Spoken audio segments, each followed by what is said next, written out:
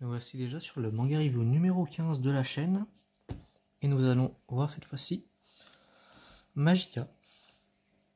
Désolé. Alors du coup Magica, c'est une série en 2 tomes. Mais ces 2 tomes sont un peu des one-shots à part entière. Vous n'avez pas besoin de les lire dans un certain ordre, car en fait c'est des petits récits à la suite. Donc c'est un tome qui est assez coûteux quand même, vu que c'est un tome à 15 €. Donc quand même plus cher que les tomes classiques que j'ai montré jusqu'à là. Mais c'est aussi un tome qui est entièrement en couleur, comme vous pouvez le voir. Donc c'est assez joli. Donc au départ de chaque tome, il y a une petite partie prologue qui va nous parler du personnage principal. Du coup là, et puis là, je vais vous montrer un peu le tout premier récit. Donc dans chaque tome, il y a 5 petits récits. Hop. Alors voilà, le pays magnifique. Voilà. Donc là, c'est un petit récit où on va nous raconter l'histoire de personnages qui, pour rester jeune, mangent de la sirène. Voilà, ils mangent des sirènes. Hop. Et on va voir un enfant qui ne souhaite pas manger de la sirène, voilà. Parce qu'il va devenir ami avec l'un d'entre eux. Voilà. Voilà, il a pêché une sirène, il va devenir ami avec. Et après, il va commencer à refuser de manger ce poisson. Parce que la sirène commence à parler.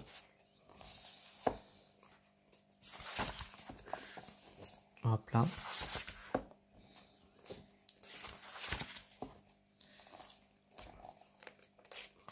Et là, il va faire au revoir à sa sirène qui va partir. Hop. Et là, en fait, non, elle devait pas être partie. Non, attends, j'ai dit des bêtises. C'était quoi là, non? Ok, c'était peut-être un rêve à ce moment-là, vu que là on retrouve ses parents en train de préparer sa sirène à manger. Et il les empêche. Et voilà. Là, il a été blessé. À moi, c'était un autre personnage. En tout cas, c'était des sirènes à chaque fois. Et j'ai un peu oublié l'histoire. Hop là. C'est un petit récit, etc. Et à chaque fois, du coup, alors c'était au départ, je crois. On a justement le personnage principal. Si je me trompe pas. Voilà, c'est ça. Lui est le personnage principal du prologue. Et à chaque fois, du coup, dans chaque petit récit, et ben, ce personnage principal du prologue va venir parler avec le perso principal du petit récit.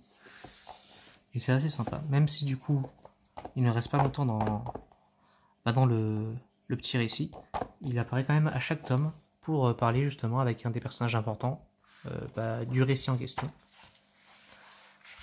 Donc ça rajoute un petit côté supplémentaire.